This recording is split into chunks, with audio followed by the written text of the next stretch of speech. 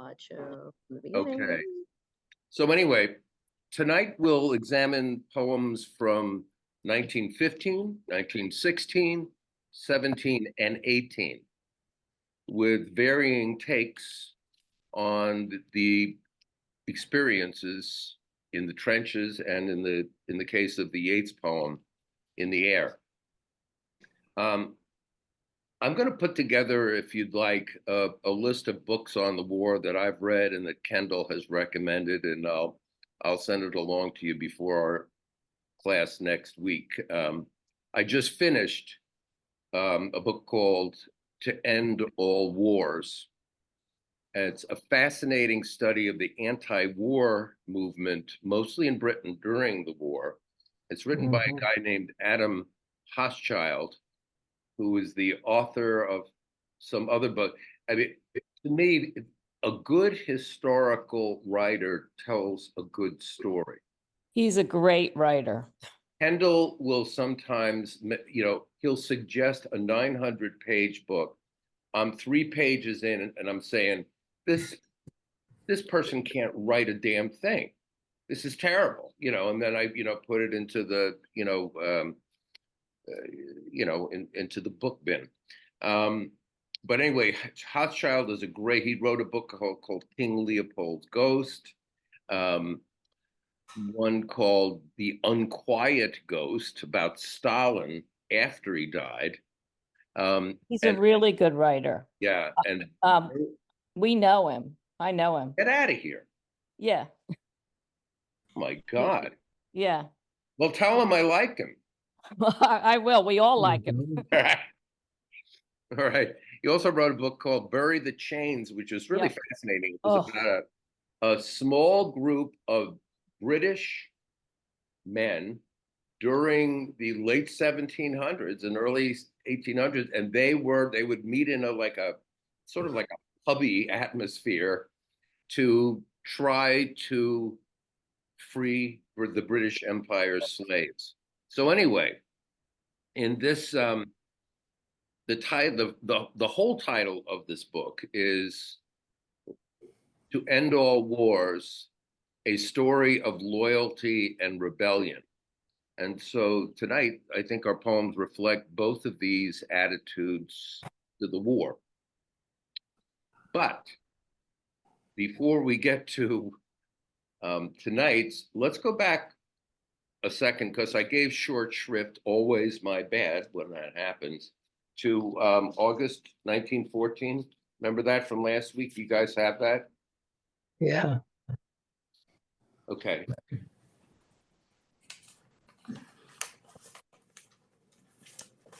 Okay, can we just do this in person now? I will. I'm going to stop the show. So take a look at it, see if you remember it. If you don't remember it, somebody can read it. You got it already. Say what? Nothing. We read it last week. I know that. We read it aloud, but we did not discuss it fully. Okay, go for it. So look at the, we'll do the, look at the first stanza. God said, men have forgotten me. Souls that sleep shall wake again, and blinded eyes must learn to see. Well, this is another poem where God gets involved. So who is speaking? Not just God, because God is being quoted.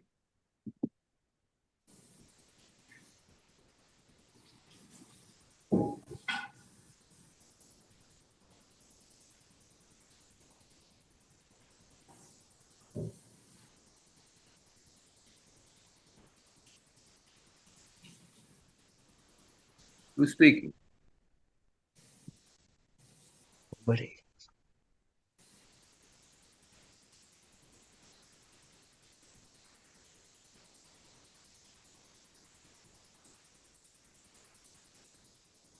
Yeah, this is the moment when you answered my question. I don't know, like an all-knowing narrator. There she is. Right. I love those glasses, by the way. I don't think I've ever mentioned it. Yeah. Um, say it again. Is it an all-knowing narrator or something? I don't think it's a person. I think it's God. You I think, think well, it's a God dead- wouldn't quote himself. I mean, he's too smart for that. I But when, think Priest- A priest. Yeah, you're is- right. It's kind of like it's Figure. humankind as a whole. yeah, okay, so it's like humankind. Does that make sense? I think it's a dead soldier. Kind of. Okay, why do you think that? Because he kind of is saying there is no God. It's like it's almost like he was counting on him as he went into battle, and Well, it could be a he- dead soldier. well, speaking for all the dead soldiers. Yeah, and probably for all people who are looking at this war around them, right? Yeah, I and mean, some these are in one way or the other. I mean, it's pretty expansive, perhaps. Okay, so what are the blinded eyes that must learn to see, do you think? The souls that sleep shall wake again. And blinded eyes must learn to see. This is what God is determining. That men who have lost the point, who have strayed away from God. Okay. You're not hearing my word. You're blind to what I'm trying to sell you to do. So you must be smote. Oh, wow. It's quite a verb there. Okay. Any other ideas? I think that works really nicely because the blinded eyes was, it's like you people don't get it.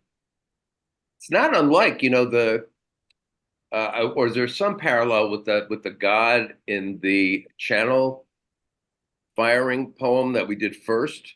I mean, the God is looking at these people, and in that poem, he's saying, "Oh my God, they just don't." Well, he wouldn't say, "Oh my God," but he's saying, "What? This is just the way people are. I mean, what have I created?" Right here, it's more like, I got to teach these people a lesson. So then you get into that second short stanza. So since redemption comes through pain, he smote the earth with chastening rod and brought destruction's lurid rain. Okay. So it's probably the same speaker there, right?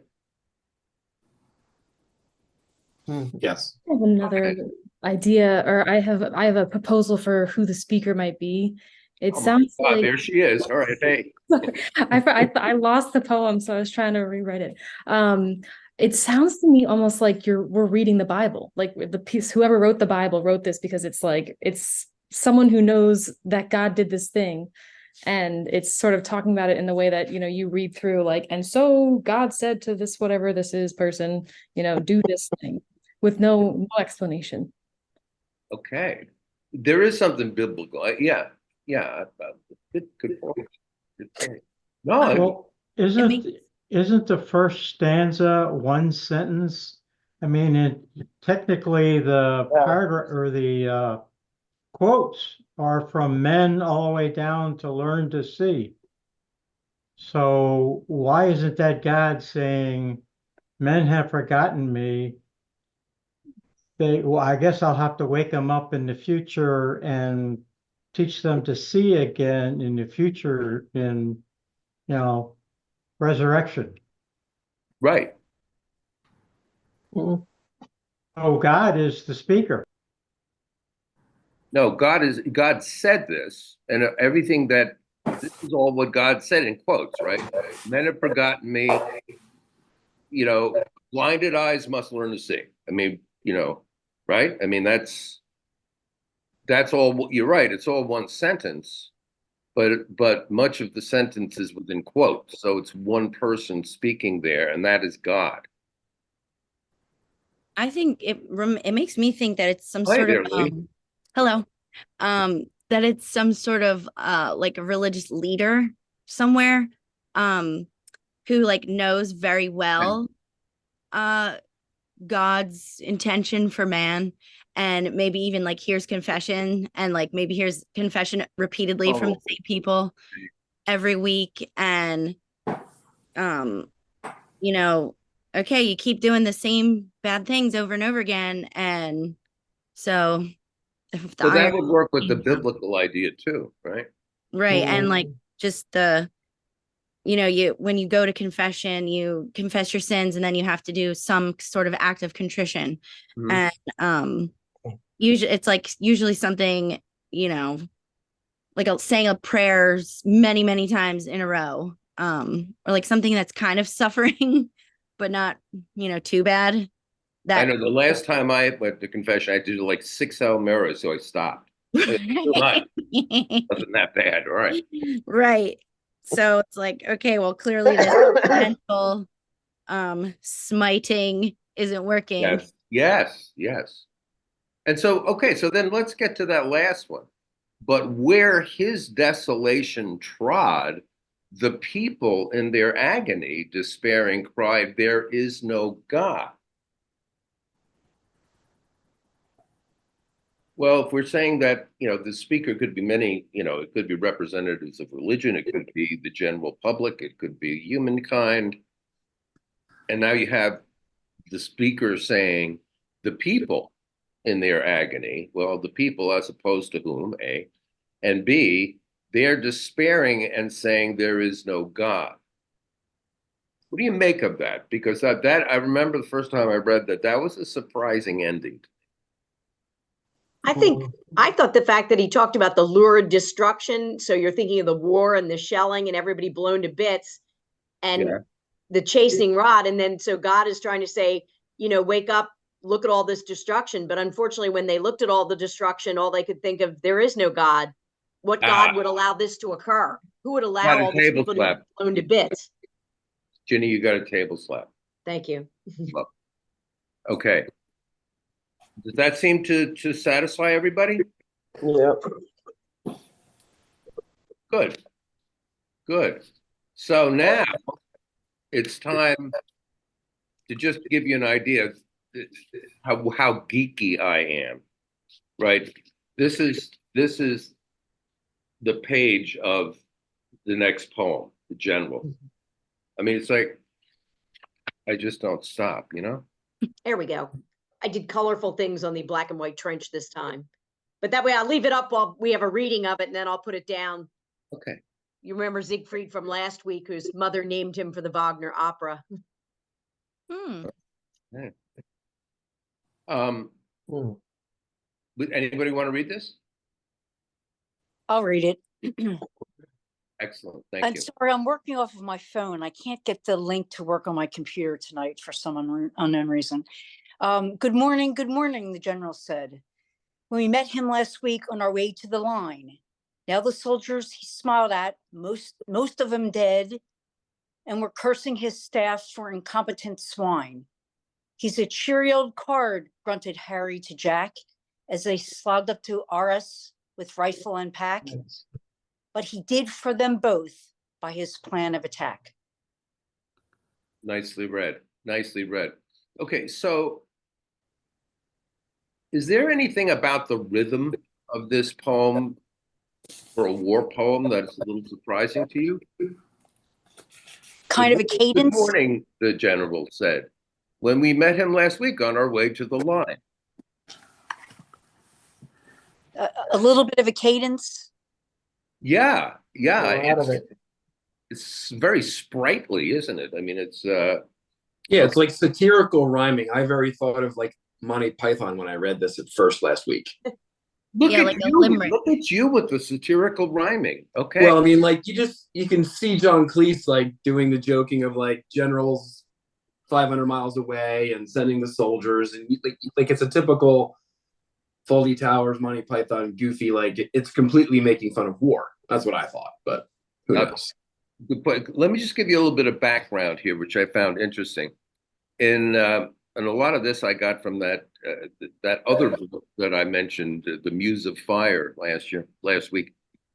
In 1917, poems written in 1917, Sylvia Pankhurst, a member of a very, very large family of activist women, published in her newspaper which was called the Workers' Dreadnought, and she had changed it from the Woman's Dreadnought. And she published a piece, the likes of which no one had seen during the war. And it was written by Sigfried Sassoon. And he had just published his book of war poems, which was like really highly regarded, and everybody thought that was terrific. Well, he wrote it when he was convalescing in a London hospital after being shot on the throat during one of his Mad Jack, excursions during the war. And he also had read, while in convalescence, Bertrand Russell's collected writings against the war. He met with Russell, talked to him, and Russell encouraged him to express his feelings publicly. And he then, so Sassoon wrote this letter. It's kind of like a letter to the editor. And Russell liked it so much that he passed it on to a member of Parliament. And it was read aloud in the House of Commons 2 days after it was published. The General, the poem that we're doing, was written the same year. But let me just give you a little quote from this letter that Sassoon wrote. I am making this statement as an act of willful defiance of military authority, because I believe that the war is being deliberately prolonged by those who have the power to end it. I am a soldier, convinced that I am acting on behalf of soldiers. I believe that this war, upon which I entered as a war of defense, has now become a war of aggression and conquest. Pretty strong. So I think we see some of this in the poem. So who would you say the speaker is? Like, try to put him in the ranks of tell me where he's from, what he did for a living before he was in the war. I think it was written by a soldier. And okay. He basically, of the last line, he's acknowledging that his friends or his comrades, Harry and Jack, were did in by this general. Yes, very good. What do you think? What kind of background do you think the soldiers who speak in this poem had? He was an infantryman. Infantryman. Okay, good. And so therefore, he would be from what class? Lower. Working class, right? Okay. Certainly not somebody like Sassoon, who was, educated, very well educated, and an officer. Okay. So again, here there's the poem was written during battles in Belgium and northern France. And for those of you who really share my geekiness, can you tell me what makes this rhythmically awkward as a war poem? What does it do? Like, just take a line. Take the second line. Look at how the words are stressed.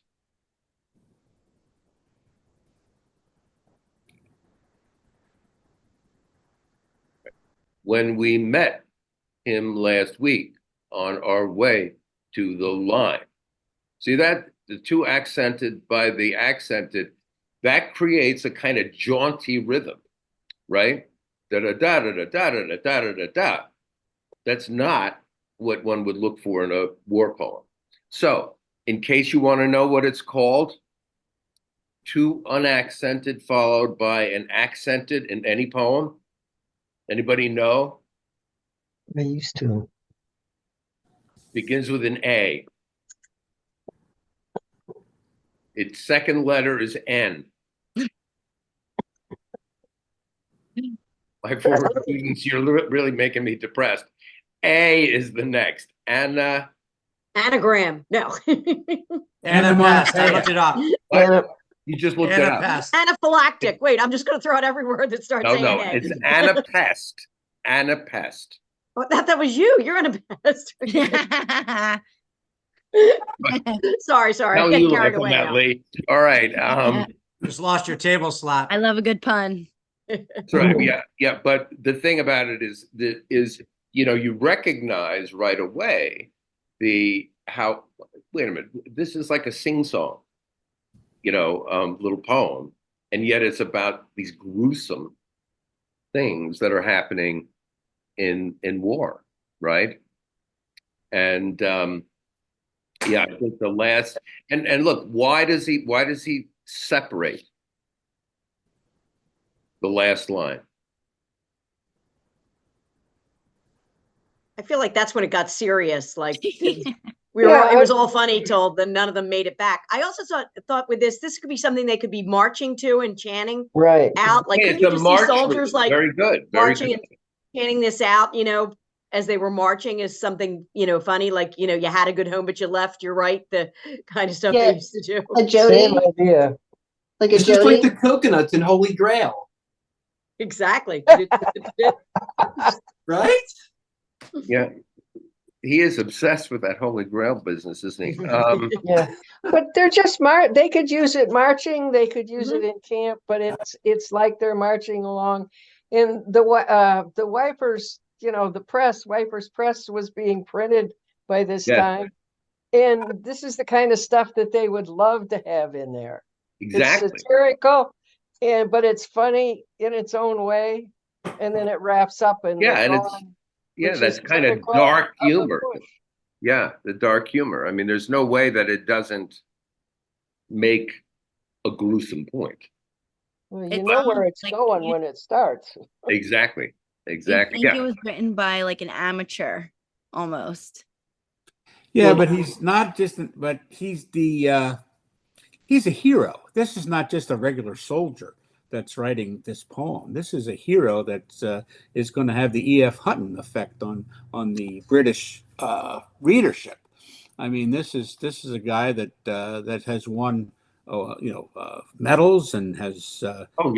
It's well known his exploits, his running through the line, his this is a regular war hero that's now doing this poetry that is being published in the British press. That's excellent, and that's why that's why both his statement and his poetry made such an effect. Right? It just was such a strong effect because, wow, people weren't really writing this way. I think we talked last time, there was, this overwhelming sense of patriotism and even positivism about the war. And now they get this. And it was only, and Sassoon was really the first to, I guess, make a name for himself as a poet even before he started writing war poems, all right? So the name was kind of out there anyway, but then once people found out that he was a hero, my God, that was, I'd like to suggest a different interpretation. Okay. Harry and Jack are both still alive, and because of the incompetence of the general, they made it out. His plan wasn't so good, but they made it. Okay. I don't think so. Go ahead. I don't think so. I think he means that they're dead, because he did a 180 between when he first went in and after he was hurt, and then he came back out, and the British Army sort of put him off to the side. No, I'm agreeing that he's satirizing the general and bad mouthing him. Yeah, but they all did that. The troops in the front still saying they're lines. incompetent, and they slugged up to Arras with rifle and pack, what he did for them both by his plan of attack. So maybe he let them live as opposed to Okay, those two guys dying. So here's a counter to that. First of all, he separates that final line. Okay, he could have just put it, he didn't need to separate it, right? And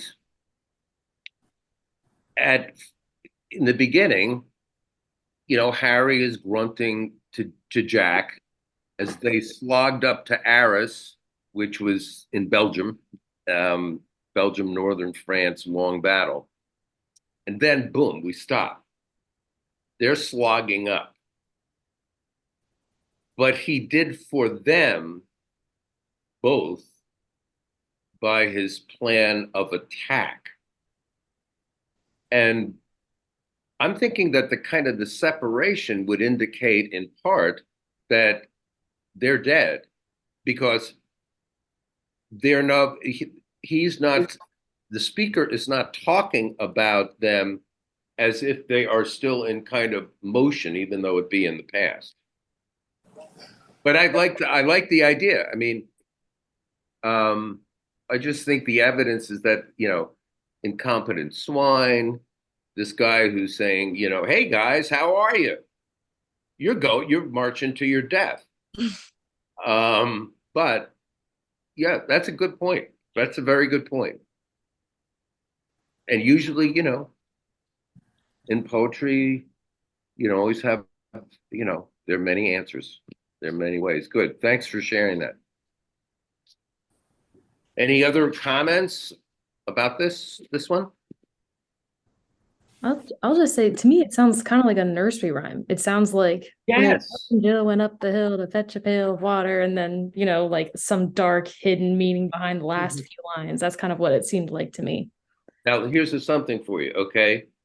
Do Anapest, Jack and Jill went up the hill to fetch a pail of water. So you're right there. It's the nursery rhyme rhythm. Uh-huh. Okay, cool.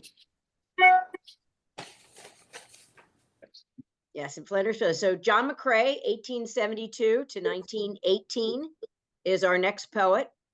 And he was born in Gulf, Ontario, so he is a Canadian, to a military family. He was one of 3 children.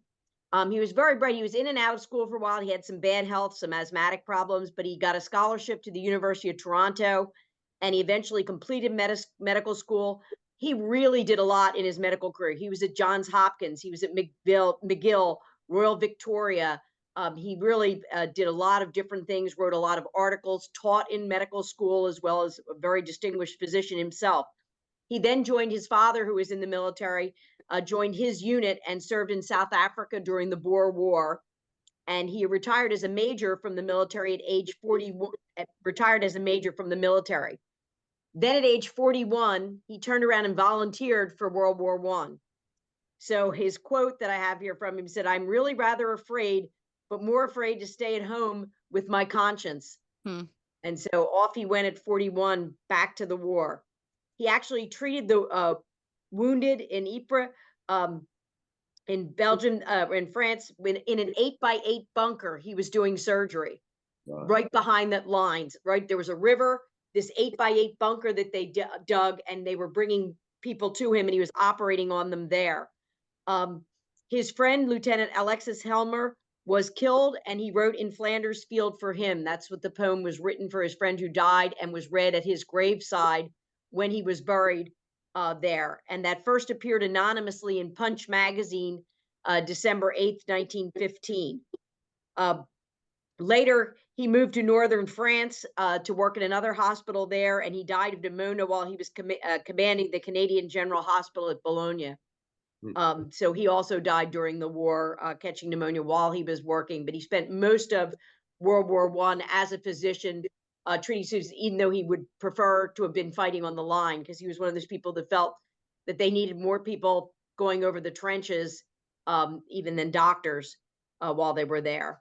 So that is John McRae. And then here is In Flanders Field. I can keep that up while we have a reading.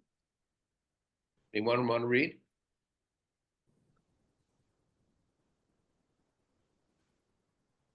I'll read.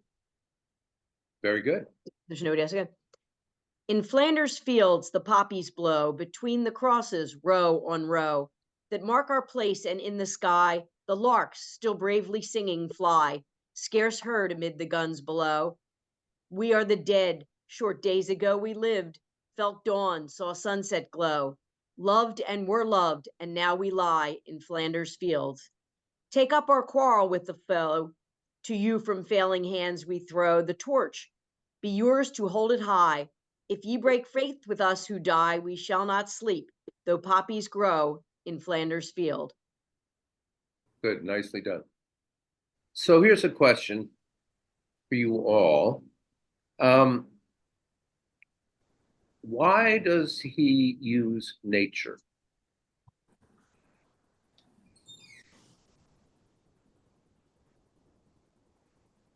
I mean, we're talking about grimness. We're talking about somebody who just lost his friend on the battlefield in the trenches.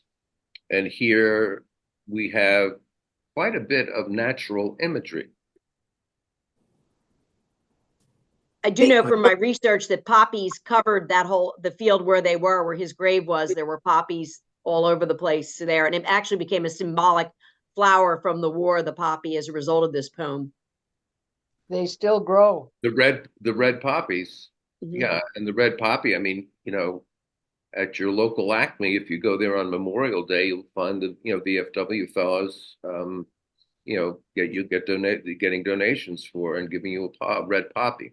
Okay, so we could say, all right, so that, and poppies just sort of beyond, beyond this war are, sort of symbolic of consolation and remembrance and death and or the eternal sleep. So, that could certainly explain that. What about other images? It could just be stark contrast from war of nature and empathy, and love is, the opposite of war. So he's trying to draw that out, maybe. I don't know. Okay. But it's also a commonality. We've almost all felt dawn, saw sunset glow. It's part of our experience. Okay, really good. Okay. Yeah, I kind of along the lines of what Ethan was saying, feel like maybe it's to contrast like these natural elements in contrast with like this unnatural life cut short death kind of thing of war. Like even how the structure of the poem goes, the loved and were loved, and now we lie in Flanders fields, and it like kind of cuts short of the Okay, excellent. There's a break. There's the break in the rhythm, isn't there? Yeah. Because you really have the same, the same pattern as the previous poem. Lived, felt. No, it's not. Sorry. No. It's not the same, because it doesn't go into the da da da da da da da da da regularly. It does it sometimes, but it certainly breaks. I mean, look, there are three words in Flanders fields. You sort of drop with that. Okay. What about the lark?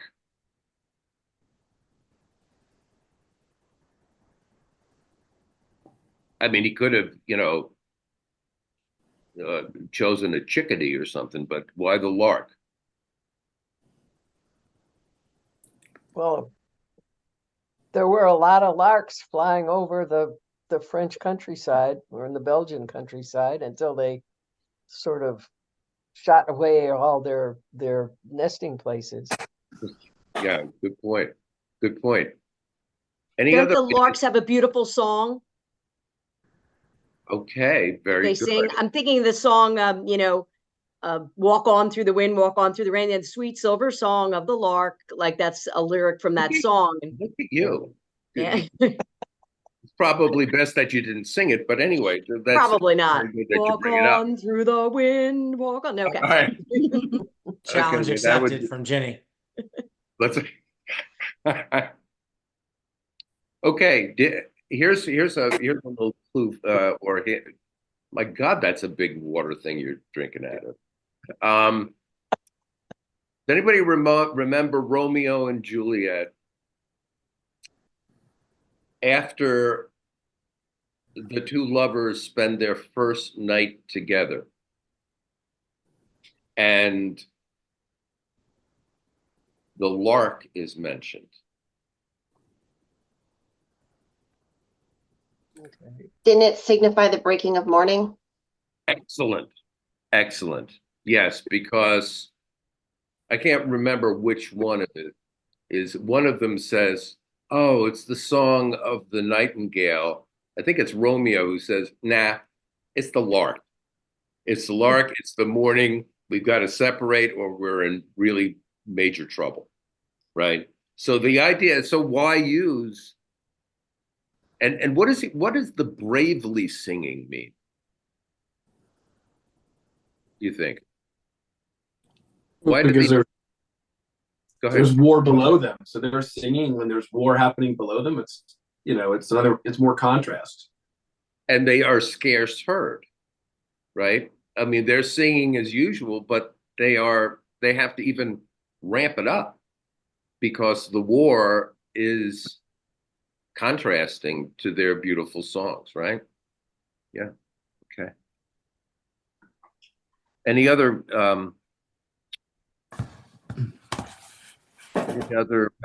references to nature that you see there? Well, if these people are dying in the fields and then they're just going to die and lay there, then they will turn back into those poppies. Excellent. Okay. Yeah. Okay.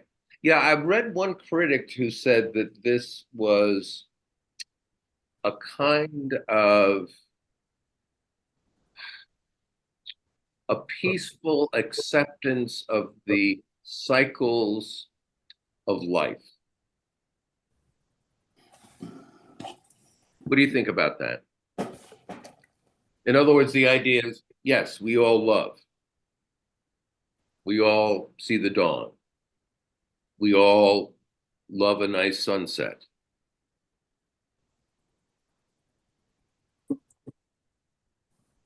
And the poppies will continue to grow. But the poppies will continue to grow. Okay. That's kind of interesting that you said this is like a cycle of life, because I look at this poem with the structure. It starts with in Flanders Fields. So that's kind of like the birth of Flanders Fields. Then in the middle, it's at the end, and then at the end, it's the end. Yeah, I mean, but let's look at the last stanza. What is the speaker saying there? Take up our quarrel with the foe. Somebody better have our back.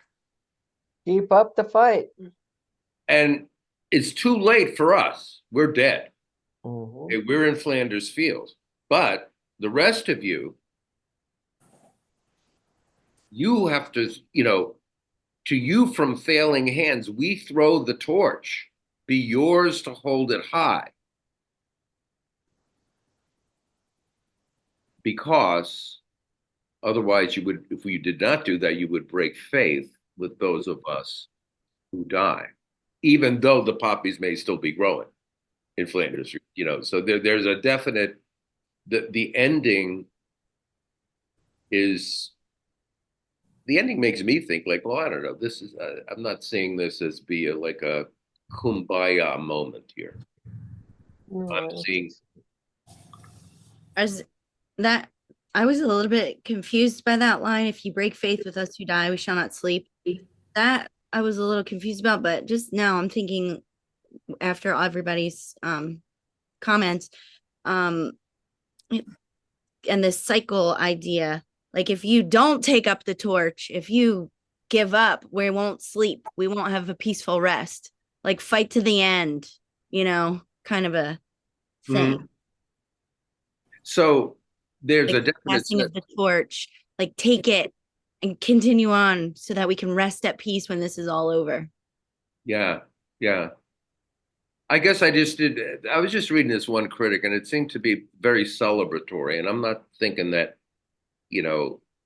it's celebratory about life and about the cycle of life so much. I think it's talking about the ironies of life and death, beauty and ugliness together, right? I mean,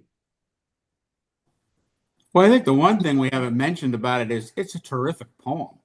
I mean, it is the poem of World War One, and it is in an era where poetry was so important to the educated, to the reading. The people, there was no radio or TV; they read, and this poem stands out. This poem checks all the boxes. It stands out as the quintessential poem of World War One, and it's because it's a terrific poem. I mean, it rhymes, it has feeling, it really, and for someone who really only wrote a handful of poetry, it kind of stands out. Yeah, and the other thing too is I think we were talking about last week that the general public read poems, so right. It wasn't like you didn't have to be a nerdy English teacher. It was like, it was, it was really the general public, and they would appreciate a poem like this, especially because there's a bleakness to it, but there is that hope, right? There's the hope, but there's also that caution. I think one of the reasons why it's gone down, I think you're right about it being like the quintessential one poem. It's the first one I ever knew of, definitely. Is that he says at the end, "Don't let us down." I mean, that's kind of, I think that's what sort of would increase its popularity, because it's not hopeless. It's showing, some value in this effort. That it's interesting to me that the general poem seems like I could have written it. Like, it's easy to read and it's simple, but that was written by somebody who wrote a bunch of poems, and then this poem is like a little bit more, like, you have to think about it a little bit, and it's a little deeper, and this guy only wrote a few poems. Yeah. That's just it's I agree. I think that's a good point. Doc, was it this poem did I read as Eternity? I believe they called it a lament, or was it one of the other poems? Well, you could call this is definitely a lament, but it's a lament that turns into, this charge to whoever is reading the poem. You must go on. I mean, I think there's something, lamentable in most of the poems that we're reading, right? I mean, I just seem to remember, I wasn't familiar with that word, and I read it in one of the things as I was doing research, and I was trying to remember if it was this poem they were talking about. It could be. It could be. Well, he wrote this for his for a eulogy for his friend. It's almost like a Lincoln wrote it on the back of an envelope type of, or a Francis Scott Key wrote it on the back of an envelope. It's not something that he it just came out of his brain so beautiful and so perfect that it's just gone. It's gone down as one of the great poems. Yeah. Thank you so much for your support. This is our part 2 of women in World War II. Just some information. A lot of this too, when we read our book, you're going to find a lot of these things sort of come to the fore in the book as well. If you remember, we last left off with women signing up for the military and joining in a number of ways, becoming mechanics and ambulance drivers and doing many of the chores. So this next thing was that even before the formation of the women's services, some pioneering women made their own way to the front to help the war effort. In 1914, the War Office turned down an offer of help from the Scottish doctor Elsie Inglis with the words, "My good lady, go home and sit still," when she offered to help. You gotta love that. And so she set up the Scottish Women's Hospital on the fighting fronts, and herself went to Serbia to treat the sick and the wounded. And this is actually the jacket she wore while working in the war. Interestingly enough, similar to, if you remember, World War II and A League of Their Own and women playing baseball because there were no men left to play. Well, in England, women were playing football. Women footballers, they started working together in large number, opening up new leisure and recreation opportunities. The sport was encouraged among female workers as it was thought to be good for their health and general morale and well-being. Many munitions factories developed their own ladies football teams, such as the one shown in this photograph. The most famous of these teams were Dick Kerr's Ladies FC in Preston. They were founded in 1917 and drew large crowds at their matches. Until, of course, women were banned from playing in the Football League grounds in 1921. So as soon as that war was over and men were back, get off our soccer fields, you're ruining it, things. But very much like the women's baseball, I thought that was a really interesting parallel in the two wars. Women's suffrage movement, and Peter was just mentioning the Pankhurst who are in this picture. Christabel Pankhurst, who is in the middle, and her mother Emmeline on the left, founded the Women's Social and Political Union in Manchester in 1903, and it used militant campaigning to try to gain the women's vote. Its members were known as suffragettes. During the war, Emmeline and Christabel led the WSPU in supporting the war effort. By contrast, Sylvia Pankhurst on the right opposed the war and in 1914 broke away from the WSPU. So this women's suffragette movement was going gung-ho before the war, and of course women were being arrested and they were force feeding them. And I never hear of the Pankhurst that I don't think the Mary Poppins song where they say, "Take heart, for Mrs. Pankhurst has been clapped in irons again," when they sing about the suffragettes. And there's a new musical, by the way, out called Suffs that's on Broadway that covers the suffragette movement.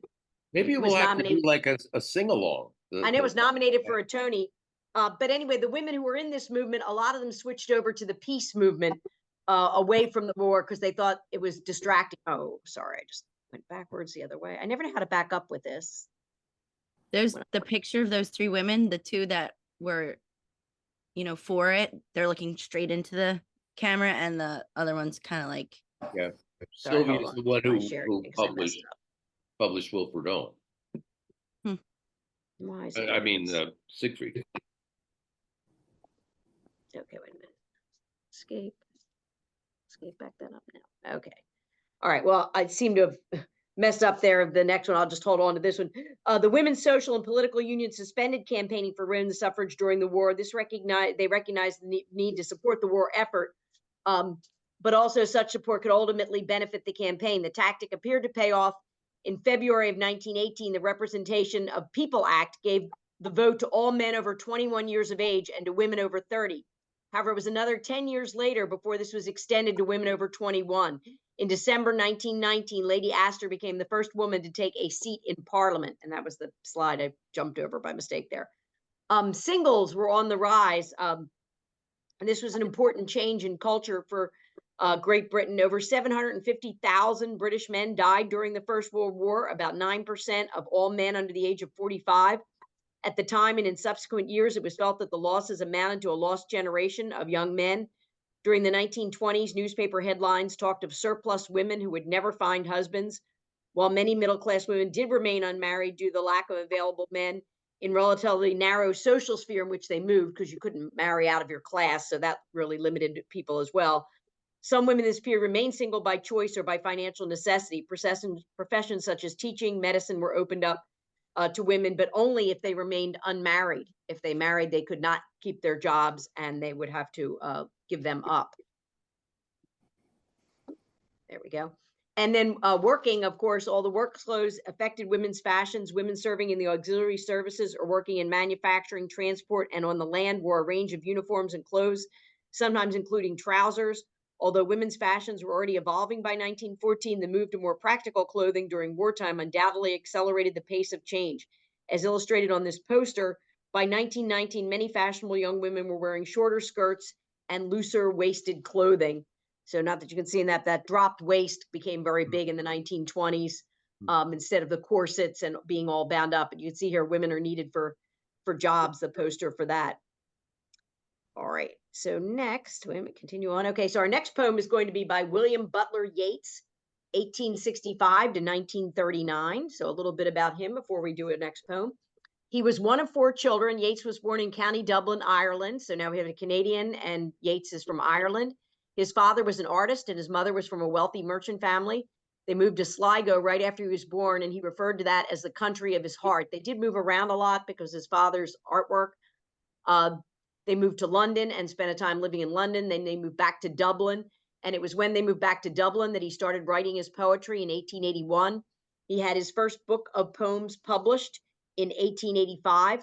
He was involved with mysticism, spiritualism, occultism, and astrology, and was a member of the Ghost Club.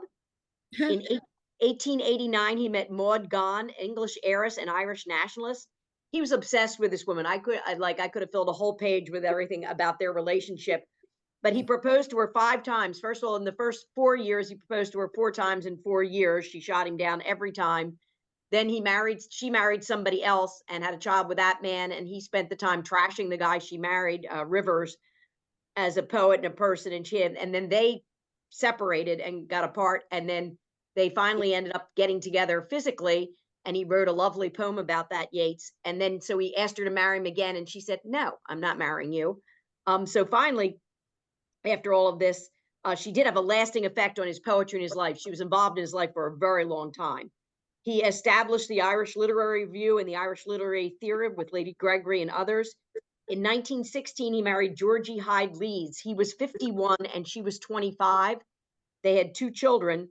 And these 2 got together and experimented with automatic writing. And I don't know how much of you know about automatic writing, but this is when you put yourself in a trance, sort of think like a seance and like the Ouija board kind of thing. Any of you ever done your Ouija board where you move around and the board moves itself? Well, automatic writing is you go into a trance and then you write on papers, however your hands move, and they can make what they call gyres, which can be shapes and symbols. He and his wife together did over 400 sessions of this and had 4,000 pages of writings, which they managed to interpret and try to live their life by. He won the Nobel Prize in Literature in 1923, and he died in France and was buried there, and then actually said, bury me in France, and then later when nobody cares about me anymore and all the hubbub has died down, dig up my remains and move them to County Sligo. And that's what they did after he died. He was buried in France, and then they moved him to County Sligo, the home of his heart, and he was buried there, and that's where his remains are now. So he had a very, very interesting life and did a lot of different things, a very lengthy biography. There's certainly lots more you can read about him. So we will move to his poem, which I will leave up while we have somebody read that in Irish. I'll read it. Excellent. I know that I shall meet my fate somewhere among the clouds above. Those that I fight, I do not hate. Those that I guard, I do not love. My country is Kiltartan cross. My countrymen Kiltartans poor. No likely end could bring them loss or leave them happier than before. Nor law nor duty bade me fight, nor public men nor cheering crowds. A lonely impulse of delight drove to this tumult in the clouds. I balanced all, brought all to mind. The years to come seemed waste of breath. A waste of breath the years behind, in balance with this life, this death. Nicely done. Very good. So I have to tell you all, and some of you know this, Yeats and James Joyce were the 2 influences that made me get a doctorate in Irish literature. This guy is,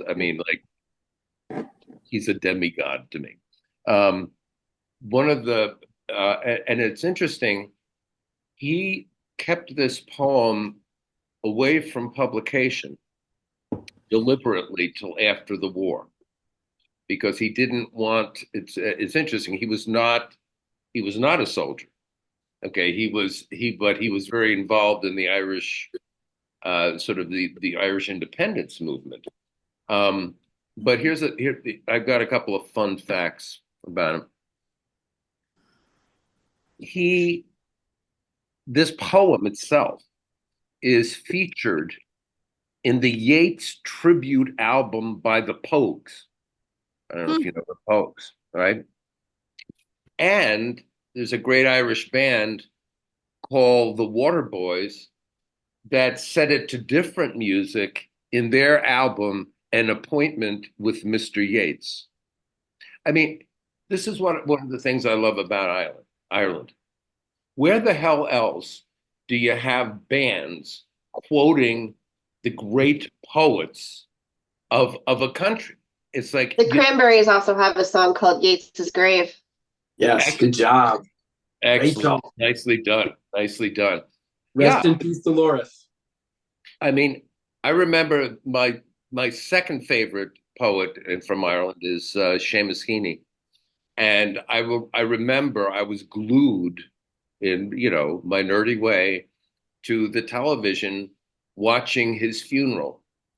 And he, I think, died in Dublin, but then went to his home in his original home, which was on the border of Northern Ireland. And the highways were lined with people. Lined. I mean, people like followed his car. I mean, who does that? The Irish, right? I mean, most of the time you think, well, this would happen for presidents. Well, not all presidents, but anyway, if they died, right? But anyway, and by the way, I have stood at Yeats's grave in Sligo, and I mean, figure it out. I read poems by him while I stood there. Did you see his ghost? Who is I was gonna say, did you feel the need to do any automatic writing, like while you I were did writing? not. I did not. Your hands started to move around. Listen, I'm bearing my soul here, and you're giving me some guff. I mean, this is. I'm serious. I've seen ghosts. I have too. That's another going to be another conversation. So anyway, this poem, I was going to do The Second Coming by Yeats, but that would have taken us 5 weeks in and of itself. Though I just happen to have it in front of me, and I wanted to read a few lines. Things fall apart. The center cannot hold. Mere anarchy is loosed upon the world. The blood-dimmed tide is loosed, and everywhere the ceremony of innocence is drowned. The best lack all conviction, while the worst are full of passionate intensity. And that he wrote in 1919. And it was in part a response to World War I, to the Russian Revolution, and to the Irish Revolution. So he had, he definitely had reservations about all of that. He also wrote the poem Easter 1916, which is, again, very having reservations about revolution, about war, about violence. Okay. Now, if it's okay with you, I'd like to do one of those interrupted readings with quatrains, and we remember what quatrains are. Yeah. 4 lines at a time? 4 lines at a time, okay, yeah. And they're usually in some sort of rhyming pattern. Okay, so let's look at the first 4. I know that I shall meet my fate somewhere among the clouds above. Those that I fight, I do not hate. Those that I guard, I do not love. Particularly the second 2 lines.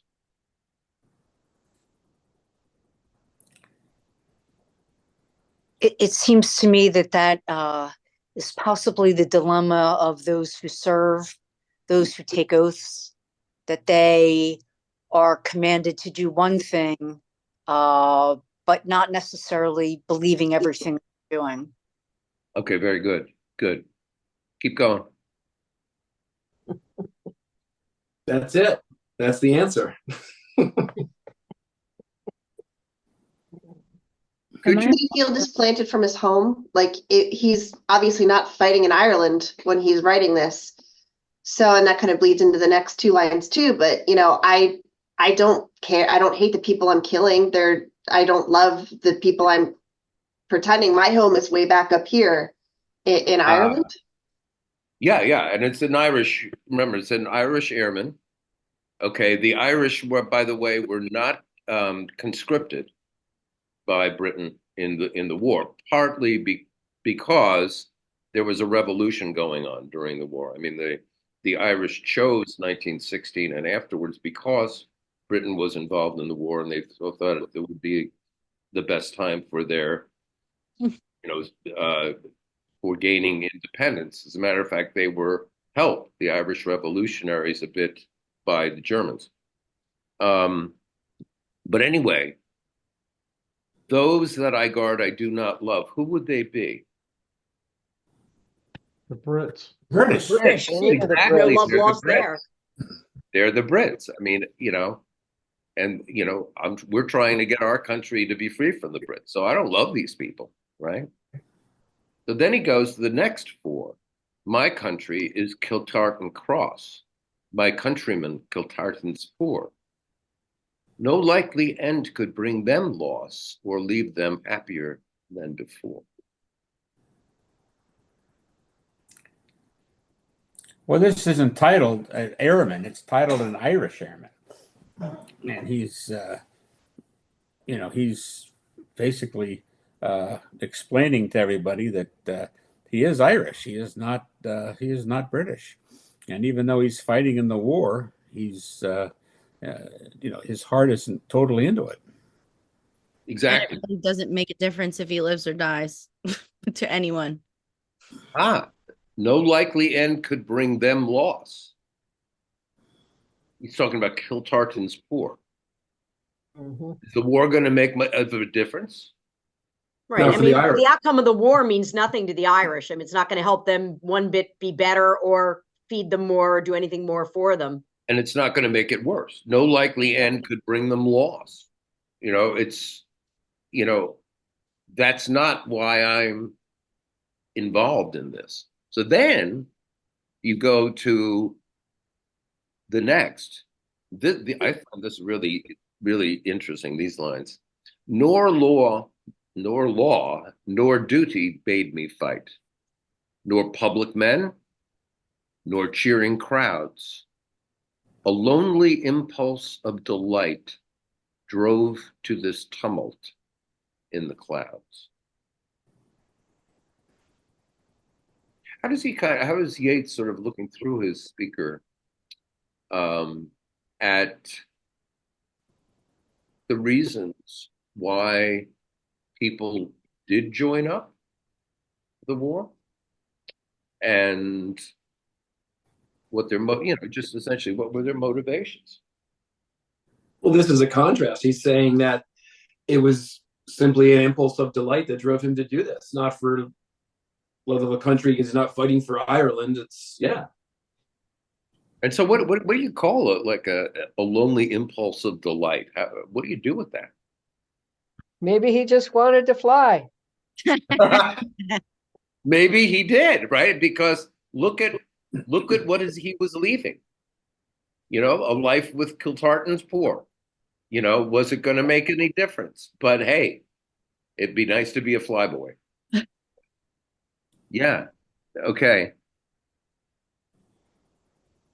And there was no law, no duty. Nobody, I didn't have some inspiration by some politician or king or anything. Nobody's cheering me on. It's just this impulse of delight. But so what does that do when you're thinking about something as, humongous as this war? What does that line do? And you're looking at, okay, so lonely impulse of delight. Talking about, dying in the war as a pilot. I feel like it gives him some ownership over himself and his choices and things like that. Like, I hate to skip ahead, so I won't. Oh, you just go ahead, girl. Maybe go I'll ahead. But I see it, and it's like the last lines are like, the years to come, a waste of breath, the years behind. So all there is this moment right now, and a lonely impulse of delight. No one made me do this. I chose to do this. Drove to this tumult in the clouds, which to me doesn't sound incredibly negative. It doesn't sound like harsh or like scary or anything like that. It sounds like something exciting is going on, and I want to be a part of it. Or I don't even want to be a part of it. Like, I just want to do what I want to do. So it feels like he's sort of taking ownership and like being like, this was my decision. The Brits didn't force me to do this. This was me being my, just doing what I want to do as an Irishman. I think he's depressed. Depressed and has no motivation and sort of just, I don't care what happens. It's nothing good behind me. I didn't do much and I'm not going to do much. So what difference does it make? And especially that poem that he wrote after the one that you read before. Yeah, that one just was like, oh man, this guy just has no motivation, or like, good thing he didn't put these out during the war, because if anyone read them, everyone probably would have just given up. And what is the point of all this nonsense? Well, I guess it's, I'm interested in like the occult stuff and like a theosophy and like all that kind of stuff that was like going on in the early 1900s with spiritualism. I studied that a lot, and like that was all about like bettering yourself, becoming better for yourself for the good of humanity and all that kind of stuff. And I feel like if he was interested in that, and also being a trance writer and getting these messages from divine, or like, from the universal consciousness or whatever, and seeing like what life could be like, but then all these ignorant people around you who like are just like not interested in who they are internally, like as a spirit, an eternal spirit, just seeing that, and then this war, it's like, oh, this sucks, like let me just fly up into the sky and see what happens. Well, okay, so first of all, Yeats and the speaker are not the same. Okay, so Yeats is simply I mean, he was weird in his own right, but I think you point something very very sharp there. There's a kind of randomness, isn't there? I mean, and it sort of makes me think, well, so is there a certain, I know it's planned and everything, but is there a certain kind of randomness? Why do people become involved? Does somebody do it because they need a job? Does somebody do it for a little bit of excitement? Does somebody do it for patriotic reasons, right? I mean, it's just like, to me, it sort of reduces the glory, I guess, of war to see this Irish airman just saying, I did what I did, and I know what's going to happen. And what you guys said, like what you said, Doc, what Lee said, and what Sarah said. Last week, I watched the first episode of Masters of Air, and those were guys flying in World War II, but still, same thing. You had guys who were from Omaha, Nebraska, who were just drawn into the war. Yes, they might have been drafted, but, they're flying. All of a sudden, they're flying into Greenland and flying into World War II, and sort of whimsical like this as well, in a way. I mean, some of them probably fought for the USA, obviously, but it's interesting in terms of that first episode, how they drew all those actors in, and how these guys, this guy writing about the guy he knew, doing it whimsically on who's going to start flying. So it was neat parallel kind of. Yeah, I think that good point. That's a good reference. And he says, I balanced all, brought all to mind. The years to come seemed waste of breath. A waste of breath, the years behind. So what does my life really matter? In balance with this life, this death. So certainly there's, I think this is, well, it's a clearly in contrast from the other poems, but I think you're right. I mean, Yeats didn't have a lot of confidence in where the world would be and where the world would go. This was, by the way, written in memory of a good friend of his, Robert Gregory, and Lady Gregory, Robert's mother, really was crucial to the development of the Irish literature in general. So this was in memory of him. Well, once again, I've nattered on too damn much. We can get to my chum, but maybe Kendall will allow us to do that. But I mean, I don't think my former students, did I ever really finish a class with a sense of completeness? Like we were always going the next day, right? Always. Okay, so some things you can't change about an old fart like me, you know. To say better to have too much than too little, like where you're finished 15 minutes early and you're like, I have nothing left to say. So I it's went trying to get in these ideas with that. And yeah, I mean it's true. Who wants I went to a birthday party on Saturday. They ordered so damn much food. It was ridiculous. And so, I said, well, you don't want to have too little. Knowing full well that I would get a nice, thing to take home. Oh my God. I mean, great salmon. I mean, it was whatever. Well, anyway, it's been fun for me. It's been fun for Ginny. I hope it's Absolutely. been fun for This you. is great. And next week we have Kendall and the Battle of the Somme. So and when Kendall and I are together, we're like those two guys from the Muppets. The balcony. The two guys in the balcony. I can't remember their names. What are they called? Yeah, do you remember? I don't remember what they were, but so you're gonna have to deal with us too. Right. The Newcomers. I won't be here next week, but I will be back later when we get ready to start. Winspear, Jacqueline Winspear's book, right? And okay. Was everybody could everybody find To My Chum? I had to Google it. Yeah, I had to Google it. I think if you Google it, but that's how I found it.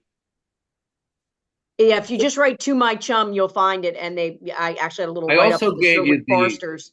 I also gave you the first line. So if you Google that, which is important. Yeah. So yeah, you'll find it. Yeah. All right. Thank you all very much, and we'll see you next week. Okay, thank you. Take care. See ya. Have a good week.